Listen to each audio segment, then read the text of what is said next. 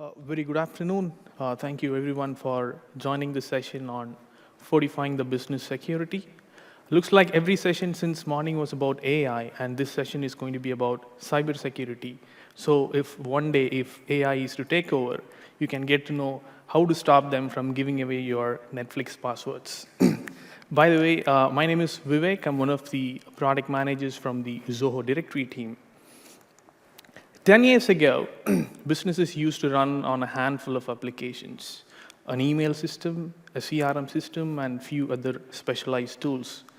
The IT team clearly had an idea of what was used, who had access to it, and how the data flowed.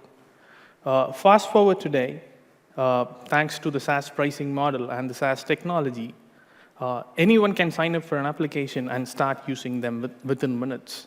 Your marketing team can use 10 different tools. Your sales team can use 15 other tools, and the list just goes on. Even though this sort of brought in a lot of innovation, productivity across the business, this has also opened gates for attack surface. So that is what precisely we are going to talk in today's session. We'll start about how breaches impacts a business and how breaches have scaled over time. And then we'll move on to talk about how these breaches are orchestrated. And then we'll move on to talk about some of the security offerings from Zoho's ecosystem. And finally, we'll end the session with a small Q&A.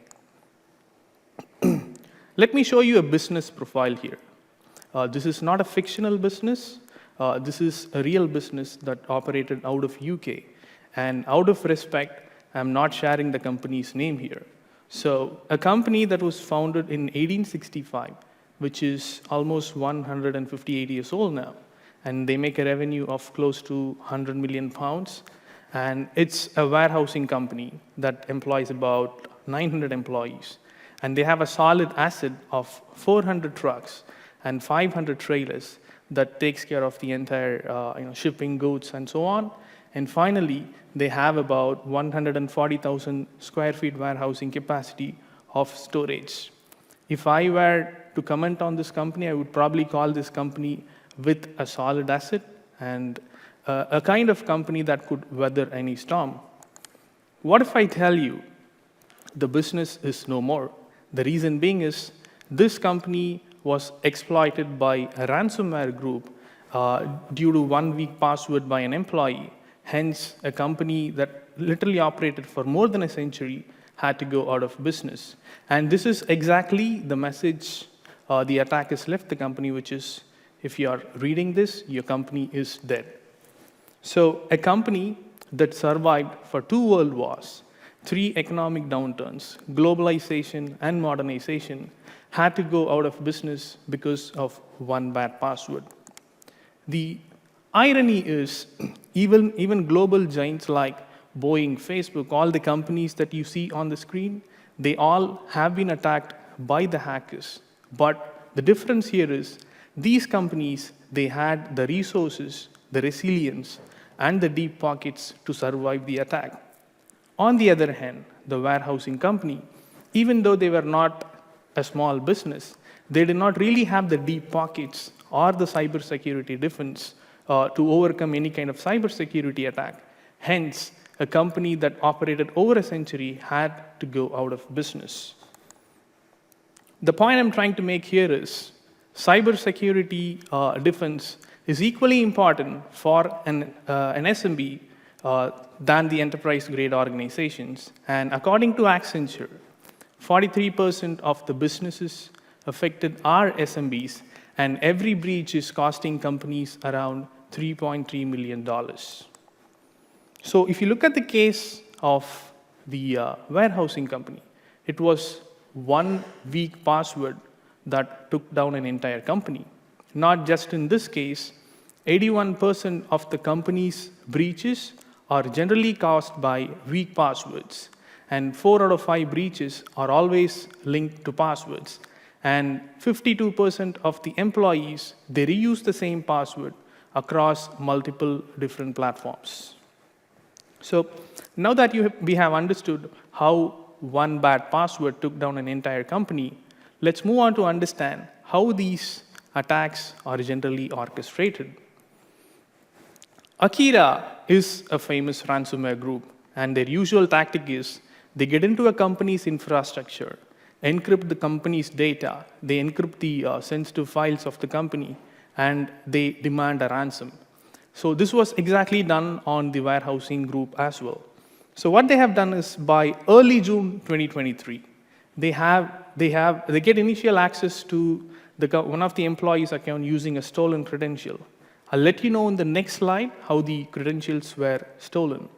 And by July 2023, they establish a strong presence in their AD infrastructure, which is they created multiple different AD admin accounts to make sure they have a solid presence within the company's infrastructure.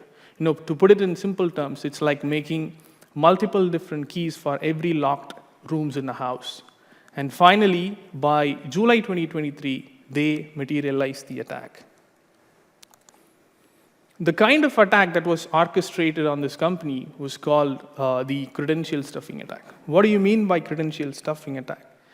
If any of your username and password is already part of a breached password case, then they try the same password in multiple different platforms.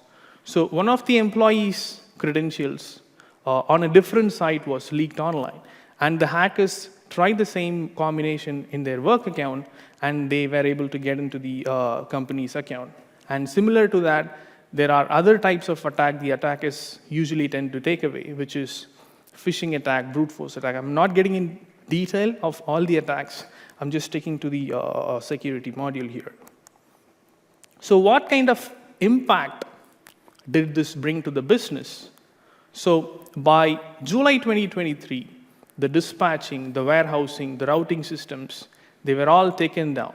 And by July 2023, the company acknowledges the attack to its employees, and they try to involve some auditors to see if the damage can be repaired. But then it was already late, and the damage was totally irreversible. So by August 2023, they apply for the Insolvency Protection Act, and they were able to cover only 250,000 pounds, wherein the ransom that was demanded by the company was around 1 million pounds. Hence, since they could not repay the amount, they had to go out of business by September 2023. So the list of problems the company had about was weak passwords were used by the employees, and employees reuse the same password across multiple different platforms. And if there was a breach on any of the employees' account, there was no platform to notify that. And finally, there was no access control, which is there was no boundary set in by the admins or the business owner to make sure they access all their accounts within a defined boundaries. And the last part is there was no simple multi-factor authentication enabled on any of the account. So what if I tell you this could all have been prevented if there was a proper cybersecurity solutions in place? So that brings us to the introduction of the security stack from Zoho.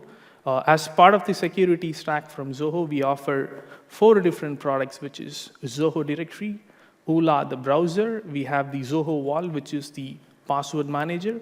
And then we also have OneAuth to secure your logins. So for the next 20-odd minutes, the way in which we are going to look at this is, for the list of problems that we had, we are going to find an equivalent solution from all these 4 different products. First up in the line is Zoho Directory. Zoho Directory is a cloud-based identity and access management platform that allows you to manage your apps, your users, your devices, your Wi-Fi networks, your printers, all from a single platform. To list out the features of Zoho Directory, it offers a wide range of features, starting with having a single place to manage your users and taking care of the authentication part, provisioning them to multiple different apps. If you would like to deprovision them, you can pretty much do that all from Zoho Directory. And then comes your apps module, which is you can integrate your Zoho apps your non-Zoho apps, even if you have any custom-built apps, they all can be integrated to Zoho Directory. So what it offers is, it offers a single seamless sign-on experience for your employees, to not just for your Zoho apps, but also for your non-Zoho apps, as well as your custom apps. So we did not stop there. We have extended the single sign-on capability to work devices as well. So the way this would work is, your employees will have just one set of credential to access their work laptops, as well as their apps, the business apps, everything.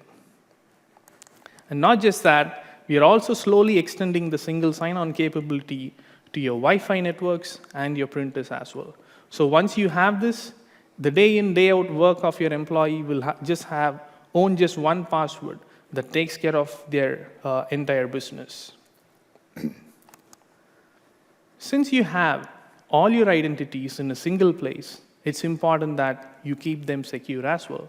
So Zoho Directory offers a very good security management in place. It starts with having a strong password policy for your accounts, defining the boundaries from which the accounts can be accessed, so forth and so on. And we'll be discussing the security module in our upcoming slides. And finally, we also have our directories module, which seamlessly integrates with third-party apps as well. If you were to sync identities from any of your external apps, you can pretty much do that from the Zoho Directory. So one of the very first problem that we had about was weak passwords. The problem with weak passwords is, most of us tend to have passwords like password 123, Birmingham 2025, your pet name, anniversary, and so on.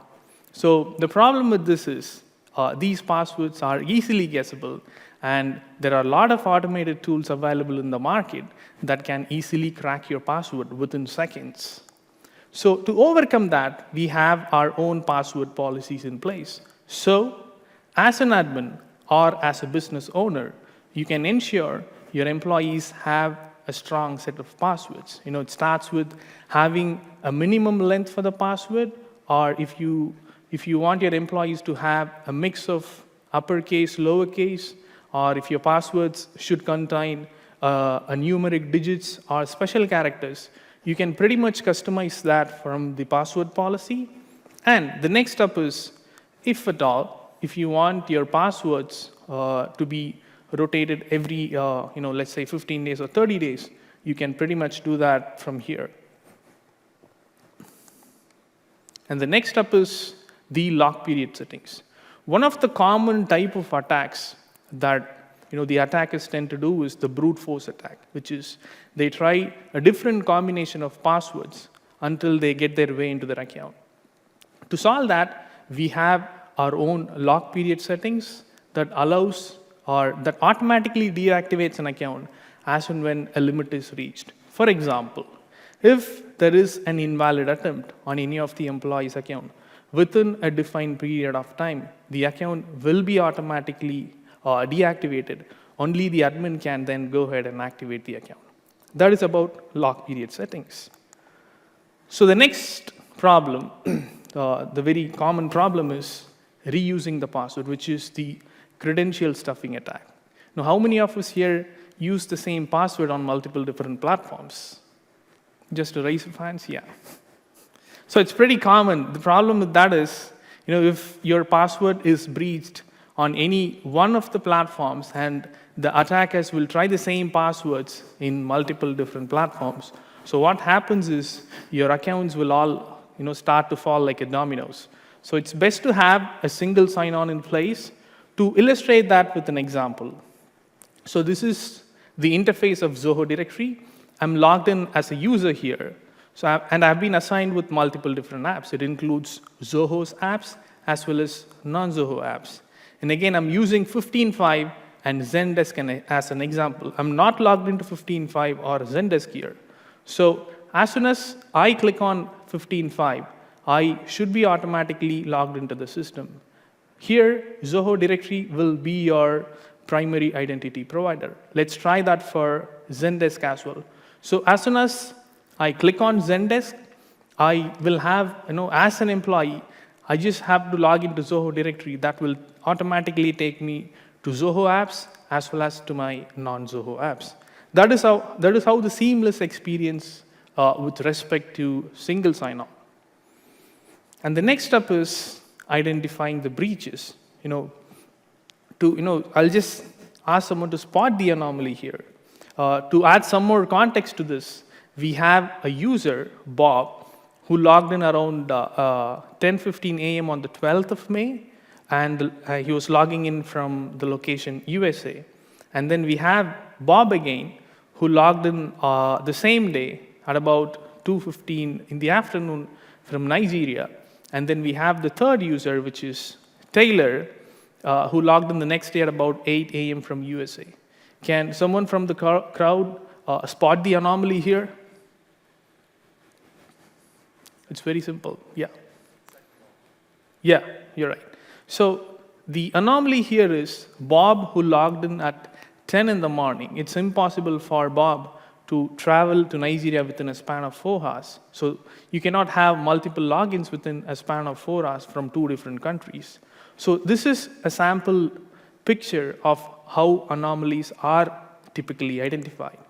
So to solve this, we have our own anomaly detection program that we have around 30 different activities that are automatically identified by the system, and you can take actions on that. For example, you can have, if your employees are logging in from an unusual browser, or an employee who usually logs in around 9 a.m. or 10 a.m., and if there is a login around 10 p.m. or 2 p.m. at the night, these will be identified as anomalies, and that will be presented here. And as an admin, what you can do is you can take an action on that. You can either take an action by deactivating the user, or you can go ahead and reset the password so that the employee does not have access to their account unless or until you find that non-anomalous. So that's about the anomaly detection. So far, we have talked about 3 different problems, and we have 3 different solutions. The 4th one is the access policy. So post-COVID, a lot of organizations started offering hybrid work environment. So people started working from their home, cafes, airports, so forth and so on. What happened is this has also opened gates for attack surface. So as an admin, what you can do is you can define a boundary from which your business accounts can be accessed. Again, Zoho's conditional access policy allows 6 different conditions that can be customized as per your business need. And once you define the condition, you can choose an appropriate action as well. And again, to show that with an example here, I'm taking a use case for a group called as Newsletter, and there are around 7 members in it. And this is the interface of Zoho Directory Groups module.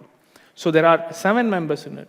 And to create a conditional policy, I get to the security module, and conditional access policy, I then click on add the policy.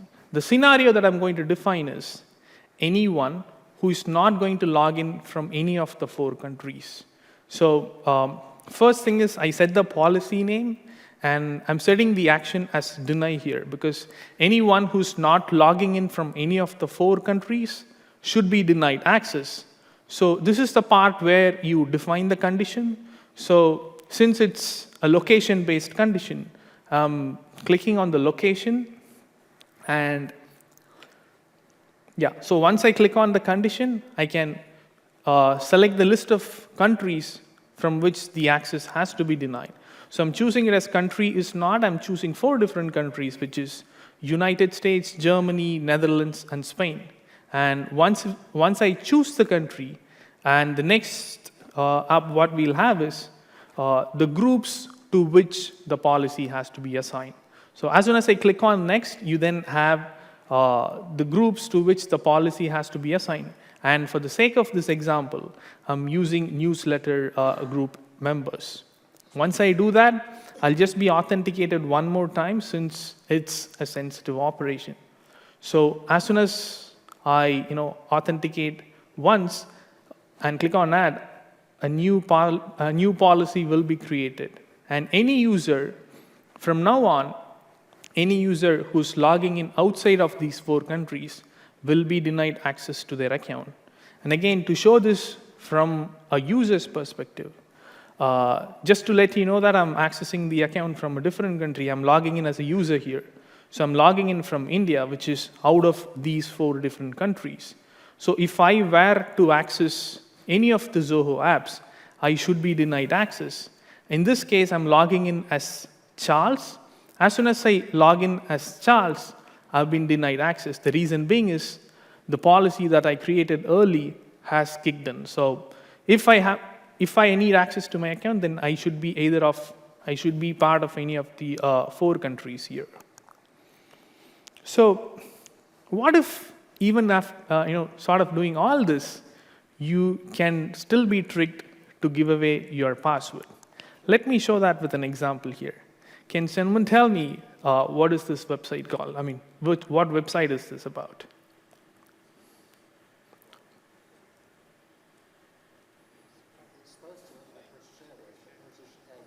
Yeah, pretty spot on. So this is a phishing website of British Airways. This probably took me around, probably took me 5 to 10 minutes. There are a lot of templates available. This is a classic example of how phishing attacks generally tend to happen. Even if you were to give away your username and password, that's when MFA adds another layer of security. Even if you had to sort of give away your password, you still have to approve the MFA on your mobile. So you can stop the phishing attack right there.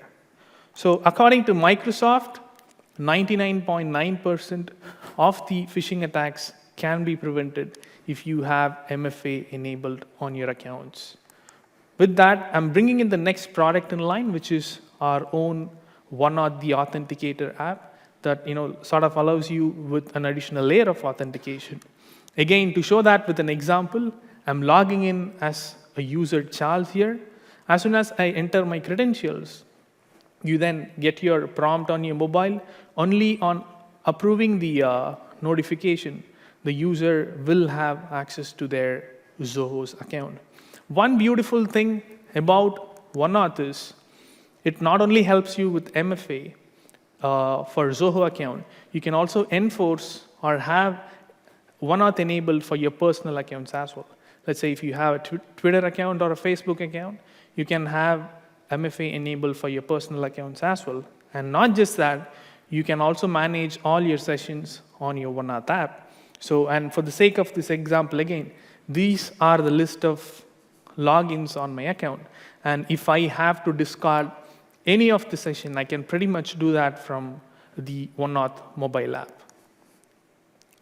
So the list of problems the warehousing company had has been pretty much sorted here.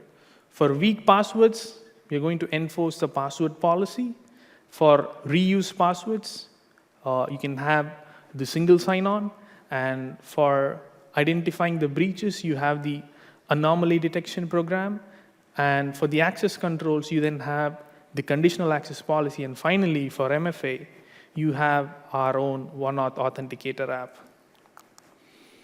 So even after all this, there are some common business use cases that should be ideally solved.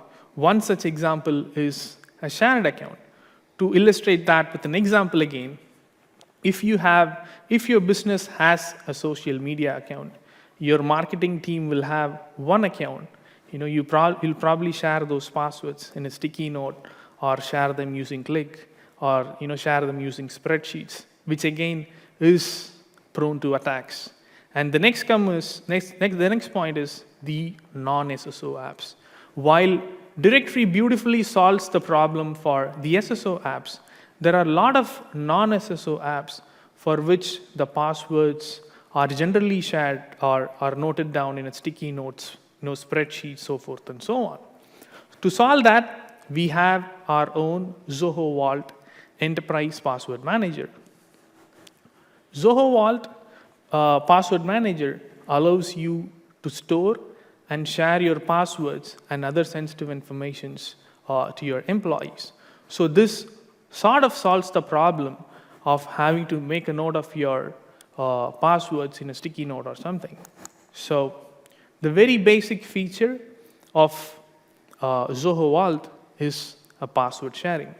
I'll show you a video of how passwords are created in Zoho Vault and are shared with the employees. So this is the interface of Zoho Vault.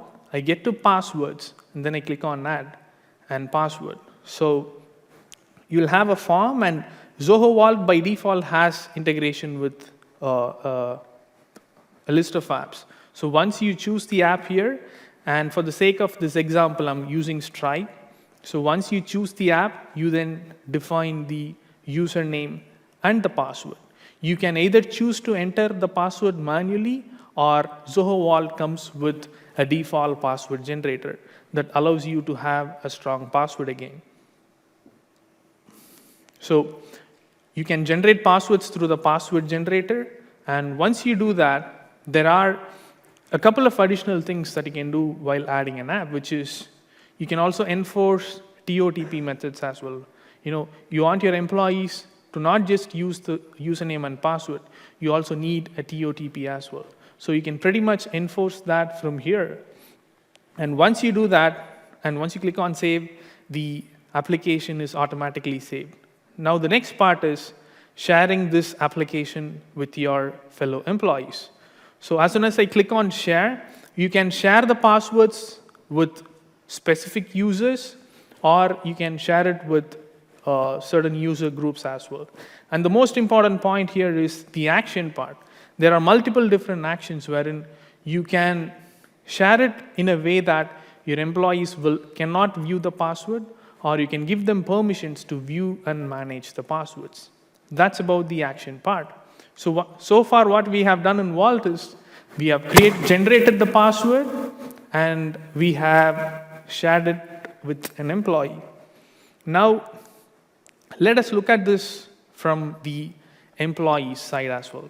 How can someone launch an app that has been shared over Zoho Vault? There are two ways through which a user can launch an app. One is through the Zoho Vault extension. So once you install the extension of Zoho Vault, you can pretty much launch the app from there. And the next part is you can launch the app from Zoho Vault itself. And for this example, I'm taking the example of launching it from Zoho Vault. Again, I'm logged in as a user here and to Zoho Vault, and I then go on to shared with me. As soon as I click on Stripe, you have the launch option there. So as soon as you click on launch, Zoho Vault will take care of filling out the username and the password. If you remember, we also have the TOTP enabled on the account. So you just have to copy the TOTP that was generated in the Stripe, and once you paste that, you are automatically logged into the account. So this solves the problem of having to maintain the passwords in various different forms of sticky notes, spreadsheets, and so on. So if you look at a user's journey here, if someone wants access to an app, they start with a browser, they try and access the app, they enter the credentials, and they go through a couple of checks in the form of MFA and the access check. And once they are through all this, only then they have access to the app. In this, we have most of the things covered except the browser part. And we have got that covered as well. It's time to introduce our fourth and final product in our line, which is the Oola Enterprise. Oola is Zoho's privacy-first browser, and the Enterprise edition of Oola Enterprise allows you to make sure you have a proper management and security customizations as per your organizational lead. Most of us might wonder, why is why is a browser really important, or why do we really have to keep it secure? The reason being is most of the attacks, like phishing attacks, malicious links, or unsolicited extensions, they all start at the browser level. So ULA offers you security at the browser level, something that not a lot of IAM vendors do. So generally, when you visit a website, you generally expect to see and use what you see on the screen. But on the background, every website, they run trackers on the website or on the browser to gather information about you. To show that with an example again, this is a new install of an app, and I have not loaded any pages, and there are no tabs open, and still hundreds of trackers have been automatically generated. So these things are ready. As soon as you start browsing the internet, they will immediately understand your usage, and they'll start generating a report of your general browsing activity. With ULA browser, ULA browser stops all the trackers at the doors, thus offering you a seamless, private, and secure experience. And this is an example of the trackers that has been stopped by the ULA browser, and they are beautifully categorized into multiple different forms. And again, to show that with an example, when you shop for a website online, let's say you are trying to purchase a shoe online in Amazon. Once you do that, a lot of websites, or most websites that you visit, will have the same ads running on a lot of different pages. ULA typically stops all those trackers. Again, this is a non-ULA browser with the ad blocker, and with ULA, you'll not have any kind of trackers to load any kind of ads. That's the beauty about the ULA browser. And coming back to the ULA Enterprise Edition, or before even I get to the Enterprise Edition, a lot of people get confused about should I really be using a ULA browser, or what is the Enterprise Edition? They're quite similar. Anyone can download the ULA browser and start using it. You will have a very private experience about it. You'll not have any ads. The trackers will be blocked. You'll have all those seamless experience. If you have to try for the ULA Enterprise, it's again a cloud product that you can probably roll out for your organization. And the DLPs are pretty much part of the ULA Enterprise Edition that offers 7 to 8 different customizations as part of policies, with some of the things being the download control. As an admin or as a business owner, you can clearly take control of the contents that can be downloaded from a website. This you can customize based on the file types, or the browser types, or even the MIME types. And then, the next is the clipboard lock, which is if you do not want your employees to cut or copy any information from any of your sensitive websites, you can pretty much do that using the clipboard lock. What it offers is you can define these policies based on user groups as well, or you can have it globally enabled for all the browsers connected to your ULA Enterprise. And then we also have a couple of more options, which is the screen capture log.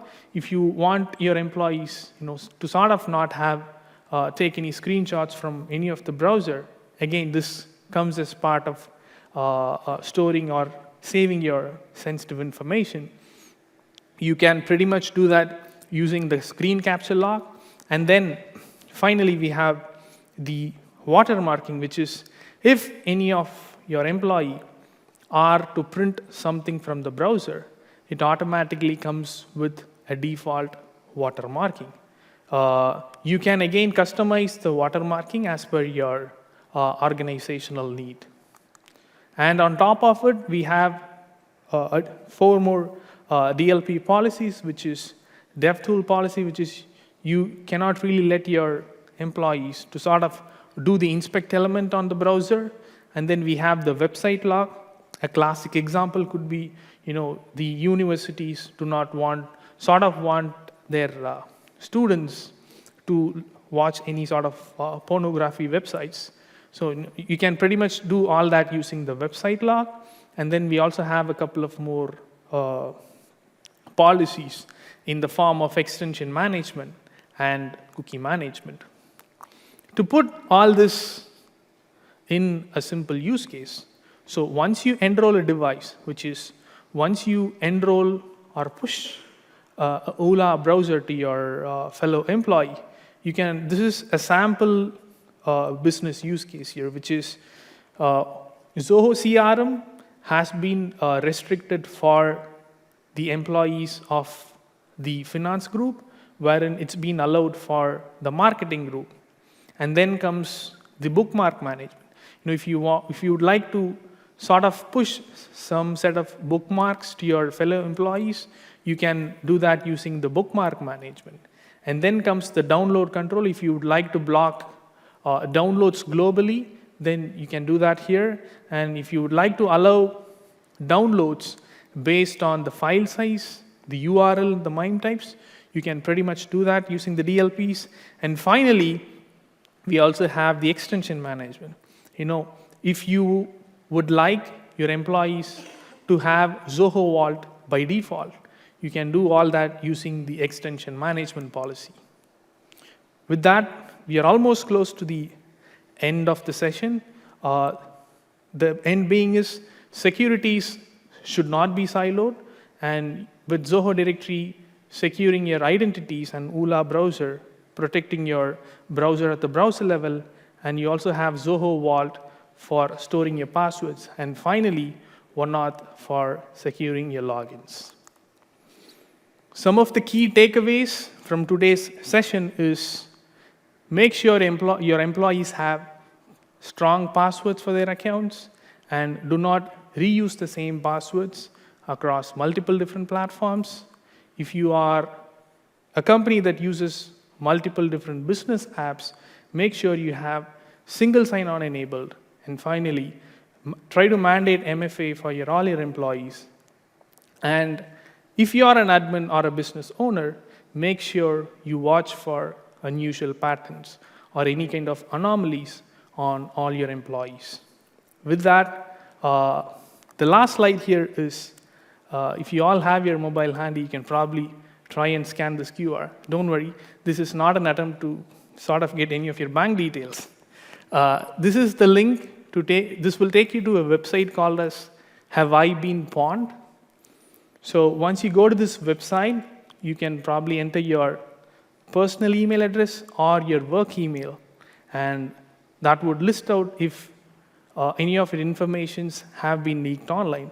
Your informations could be your mobile number, your name, your password, and this will also list out from the source where your details have been leaked. Thank you. The next up in line is we have Reshma, and she'll be talking about Zoho Finance. Thank you.